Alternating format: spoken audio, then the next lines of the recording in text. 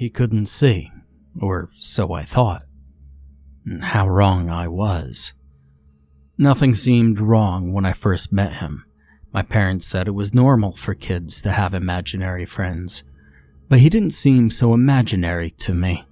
Besides, if he was, then why can I still see him all these years later? Why is he sitting beside me as I write this? He was never imaginary, not in the sense most people think. He seemed so nice and so friendly. He still does, and he's been the only constant friend I have ever had. Growing up, I didn't have a lot of friends as I was an awkward child. And no, before you ask, there was nothing wrong with me. No deformities that people would find weird or anything of the sort. I just preferred the world of books and my imagination. As I grew up, my friends dwindled away until I had maybe one or two, and I didn't realize what was really going on until many, many years later. When I was in elementary school, I met the man who couldn't see. He didn't seem so unusual to me. I met him one night after my parents had fallen asleep. I'd woken up from a nightmare and I'd started to get up to go to my parents when I heard a creak from the chair beside my closet. Looking over, I didn't see anything at first, but as the curtains blew in the soft breeze from my open window, I caught the glimmer of silver. I tipped my head slightly, though I felt no fear, and I started towards the chair. "Who are you?" I asked as I looked up at the man in the corner. The man in black turned to face me with a soft smile. "Hello there, little one," he replied. "I'm nobody special, just someone that you could call a friend. My name is Axel." I looked up at the man as I sat in front of him, my eyes full of childlike wonder. I was only 10 at the time. I couldn't see what he looked like too well, and for some reason I swear he heard my thoughts as he reached over and flipped on my bedside lamp. The first thing I noticed was the dark red color of his hair. It ran halfway down his back and was tied off in a low ponytail. Then I noticed the rest of him. His eyes were covered in white bandages, and his clothes was leather, almost like a biker would wear. But what really shocked me was the collar around his neck.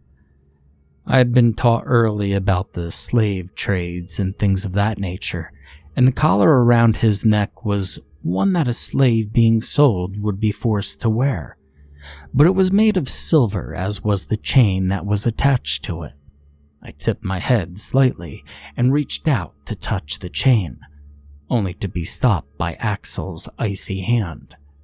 "No, please don't touch that. You have no reason to know about that just yet." I nodded slightly and smiled, looking up at Axel before me. "May I ask a question?" "Well, of course," came the soft reply. "Why are your eyes covered? Are you blind?" I watched as Axel shifted slightly in his seat as he thought of the best way to answer me. "In a way, yes, I suppose I am," he replied as he removed the bandages, gently setting them on his lap. I looked up in pure curiosity and blinked a few times. His eyes were pure silver. "What happened to your eyes?" Axel smiled and shook his head. "That's not something you need to know about either. I'll explain someday, just not right now. For now, you just need to go back to bed." I frowned slightly and looked down. "Will you be here when I wake up?" I heard Axel stand, the leather of his jacket crinkling as he bent down and picked me up, moving me to my bed. "Well, of course I will be," he replied as he tucked my blankets around me with a smile. "Well, what kind of friend would I be if I just left when we have so many games and fun things to do together?" I smiled and snuggled into the blankets as he shut off my light and moved the chair closer to my bed. I heard him sit down and felt his fingers run through my hair. Soon after, I felt myself drifting off to sleep as he hummed softly. The next morning I tried to get my parents to meet Axel, but they said that they couldn't see him. I didn't understand why, as he was standing right beside me. Why couldn't they see him? I frowned when they said he was an imaginary friend, and I made my way up to my room to get ready for school. I shut my door as the arguing started again. Always arguing, but at least they never did more than yell at each other. At least, not that I knew of. I quickly got dressed and looked up when I felt Axel's hand on my shoulder. Relax, Jake. Not everybody can see me. Only special people can. Special people? Well, does that mean I'm one of them? Well, of course. But you're the most special out of them all. You're my friend. I smiled as I hugged Axel and picked up my book bag. Will you come to school with me? I asked as I opened my door once more. Not this time. Maybe some other day. Today I have a few things I have to do. I nodded and looked up, noticing the bandages were back over Axel's eyes once more, and I made my way out of the house, careful to avoid my parents in the process. I could still hear them arguing as I shut the door, and I swear I heard something hit the counter, though I couldn't be sure. When I came home from school, Dad was nowhere to be found. I had grown used to this, even at a young age. There had been many times I had gone home and my mom had said that Dad would be home late because he was out with his friends, but most of the time we would have dinner and I would go to bed without seeing him at all. I figured this was no different until I saw my mom sitting on the couch. I didn't think twice about it. I just said hello to her and went up to my room to read. Once my door was shut, I glanced around but didn't see Axel anywhere. Shrugging it off, I settled myself on my bed and read until my mom called me down for dinner. She looked like she had been crying, and there were dark bruises covering her arms as well as a deep gash on her cheek. I had heard something hit the counter. I had asked what happened, and though I already knew the answer, she told me not to worry about it and to eat my dinner. I didn't argue and just did as I was told, and of course, Dad hadn't returned yet. 9 o'clock rolled around and I was in bed, just about to fall asleep, when I heard my door creak open. I jumped and looked over but quickly relaxed when I realized who it was. Axel, are you okay? I haven't seen you all day. Axel smiled and shut the door, slipping his jacket off before he settled into the chair he had left beside my bed. I'm fine, I promise. I'm sorry I haven't been here, but I told you this morning I had some things I had to take care of. The moonlight coming through my window illuminated the links on the chain hanging from the collar around his neck. Wasn't there only 3 links yesterday? I recounted and was surprised when I saw 4 of them, but I chose not to question it. Instead, I settled back again and closed my eyes as Axel, beside me, sang in a language I didn't recognize until I fell asleep. Axel came with me to school for the next few weeks. Some of the other kids could see him, and we enjoyed the games of tag or hopscotch that we played with him. He even showed us a game with marbles. But not everything was all right at home. My father had started to get worse with his drinking and his abuse towards my mother. I got home from a rather rough day of school and my mother was nowhere to be found. I asked my dad where she was, but instead of answering me, he simply pushed me to the stairs and yelled at me to go up to my room. Axel wasn't happy, though he wouldn't admit that anything was wrong. I could hear it in his voice. His normally soft tone changed to a much darker one, but it didn't scare me as he was my friend, and I knew he would never harm me. A few days passed and the abuse from my dad became worse. I did the best I could to hide the damage, even going as far as borrowing some of my mom's concealer to hide the bruises, but one of my teachers figured out what was going on and asked me to tell them who was hurting me and what was going on at home. I looked over at Axel, and then back at the teacher, and I spilled everything. By the time I got home, my mom was there with a cast on one arm, and plenty of bandages covering her other arm, shoulder, and a few on her face. I'm sure even to this day there are more that were hidden by her clothing. I didn't question her. Instead, I hugged her as tightly as I could without causing her more pain, and held on like my life depended on it. She told me that the police removed my dad from the house, and it would be a very long time before I saw him again. I didn't care. All I cared about was that she was safe. And then she asked me a question that I didn't ever expect from her. She asked me who the man with the bandages over his eyes was, the one who was always with me. I was so excited that she could see him.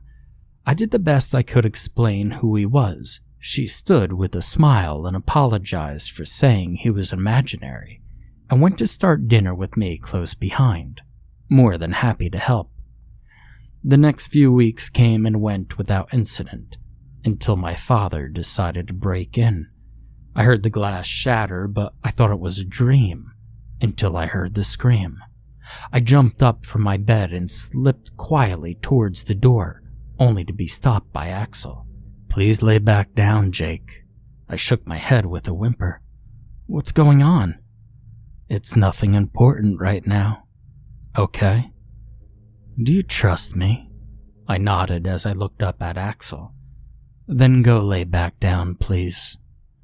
I did as I was told and got back into bed, though I knew I wouldn't sleep anymore that night. We spent the remainder of the night talking until the sun came up, when Axel finally allowed me to leave my room. There were police cars outside. I looked around for a moment before my mom pulled me to her and explained what had happened. My dad had broken in and had killed himself outside of my door. The police had assumed he was coming to kill me, but ended his own life instead. It didn't hit me until later, but Axel had 5 links on his chain that morning. The years passed, bringing me to my 16th year. I'd noticed that fewer people could see my friend as the time passed, and when I asked Axel about it, he had told me that it was because there were less innocent people in the world as I grew. Then I realized what he meant when he told me I was special as a child. I was innocent and only the innocent could see him. I questioned him again one day after some people who were bullying me in school hadn't shown up for a week. Then we received the news that they were dead. Again, he refused to directly answer me, but the chain on his collar grew longer. Enough had become enough. "Axel, I'm not a child anymore. You could tell me the truth now. What happened to you and, more importantly, what are you? I know you must have something to do with the deaths. It's only the people around me." Axel flinched slightly. "Jake, I'm only trying to protect you." "Yeah, but I don't need to be protected. I'm 16, I think I can handle the truth." Axel turned his head towards me with a faint frown before he removed the bandages from his eyes and turned his unusual gaze towards me. "I suppose you're right. It is time I told you the truth, but promise me something." I nodded in reply, never once looking away from Axel, standing in front of me. "You'll be honest with me if you think differently after I tell you this. If you do, and you so choose, I shall leave and you'll never be bothered by me again." I nodded once more and sat on my bed. I suppose I should start from the beginning. I was an Irish slave. I was one of the unlucky few who were sold, hence the collar around my neck. They never removed it even after I was bought. It was used to keep me from running away, I suppose. But I digress. I was sold off to work at a hatter's establishment, and either they didn't know or they didn't care, but there was a mercury leak and I was caught in it. Due to the primitive medicine they had back then, they didn't know what was wrong with me and tried to treat the fevers and other ailments with more mercury, thinking that it would cure the issues, but it only made it worse in the end. Hence, part of the reason my eyes are silver. Part of the reason? Axel nodded and looked down. Yes, part of the reason. And the other part is the fact that I had made a deal on my deathbed. The mercury poisoning had gotten so bad that the doctors left me to die in a room, and a black-robed figure approached me with the option of living for eternity or dying a very painful and slow death. I was young, absolutely terrified with no understanding of death or anything else, and I accepted that deal. Being recreated into a creature that most consider a Sandman, instead of the entity from the fairy tales where they help children sleep. I use their dreams to kill them. I use their worst fears against them and use sand to either lock them in their nightmares and kill them there, or I use it to control them and make them end their own lives. That is why the chain on my collar grows. With every life I claim, another link is added to show my choices. I've been trying to keep you as safe as I can over the years by killing those who meant you harm. I was appointed to be your guardian, and I have done the best that I could. Which also explains why you said you were partially blind. Axel nodded as he looked up and met my gaze. I've killed many people who meant you harm, including your father. I knew what his intentions were when he came back here after being removed, and I was not about to allow him to take your life from you. I looked away for a moment, then met my guardian's unusual gaze once more. Did you kill my father, or did you force him to kill himself? I asked quietly, and watched as the ginger guardian before me lowered his gaze. I locked him into a dream state that affected him in his waking life. I'd no way to fully put him under at that point, and I'd no intentions of waiting until he slept again to control his mind. As he approached your door, I made my move. He started to open your door and I made him step away. It was as easy as controlling a puppet on strings. Axel said as he touched the chain hanging from the collar around his neck. I made the suggestion that he went to the garage and got the rope. Like a child obeying his parents' wishes, your father went and got the rope. He made his own noose and hung it in the rafters by your door. But just as he had gotten everything into place, I lost my control over him when I realized that you were awake. I had to focus on keeping you in your room so you wouldn't see what was going on, hence why you heard the scream. He tried to back out of what I had caused him to do, and he slipped off the chair. The rest, I'm sure you could figure out. I wasn't sure what to think at first. My mind raced over multiple possibilities of what to say, how to feel, but before my mind could settle, I heard myself speak. I feel no differently towards you. You're still the best friend I ever had, and, well, I wouldn't trade any of what you have done for me for the world. I owe you quite a lot, and believe me, I appreciate what you have done. Thank you for protecting me over the years, but I have a question. And what would that be? How would I become like you? A Sandman. I noticed the way Axel shifted in his seat, the same way he had so many years before when we first met. I would have to take your life, but I don't recommend it. Not yet, anyway. You still have your whole life ahead of you, and you still have your mother who needs you. Axel looked up and met my gaze. When the time is right, I'll make you into a creature like me. You'll even be given your own child to watch over and care for. I nodded with a light smile. My 24th birthday came around. Almost a year had passed since I had buried my mother, and the weather was terrible. Pulled out of my driveway and headed towards work. I knew I should have called off. The rain was so harsh, but I needed the hours. There's an old phrase, what you don't know won't kill you. But I beg to differ, thank you. The roads were flooded and I had no knowledge of how bad it truly was, or the fact that there was an accident just past the bend in my road. The car slid in a rather deep puddle and I lost control, adding my car and myself to the list of accident victims. I awoke from the hospital and couldn't move. Panic washed over me, and I tried to get someone's attention until I felt a cool hand touch my cheek. I recognized the touch immediately.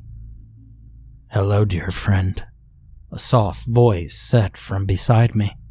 I couldn't turn my head very much due to the brace, and I knew I couldn't speak, so I simply leaned into Axel's touch and listened to his words. "Your time came much earlier than I expected it to. I'm so sorry. I couldn't protect you from this pain and suffering." I could hear the pain Axel felt as his voice cracked, and I felt the tears that hit my face when he leaned down to kiss my cheek and he took my hand. "Do you still want to join me? Squeeze my hand as tight as you can if you do. If not, pull your hand away from mine." I didn't respond for a moment, simply staring up at the ceiling as I tried to figure out what to do. Then I squeezed his hand with what little strength I had left in me. He leaned over with a smile. "Then rest." I closed my eyes and I could hear the nurses run in as the heart monitor I was attached to started to flatline. The last thing I heard was one of the nurses asking where the man in black leather had gone. When I awoke, I was sitting in a young girl's room, no older than 8 or 9. I could hear the soft sobs coming from under the blanket, and I quietly made my way over to the side of her bed, then knelt down and moved the blanket out of the way, gently running a hand through her long blonde hair. "What has you so upset, child?" The girl jumped up and looked at me, tears shining bright as they slid from her dark green eyes. Who are you?" she asked, wiping away the tears. I simply smiled as I wiped away the rest of her tears and replied the same way my own guardian had responded to me. "I'm nobody special, just someone you could call a friend. My name is Jacob, but you can call me Jake, if that makes you feel any better."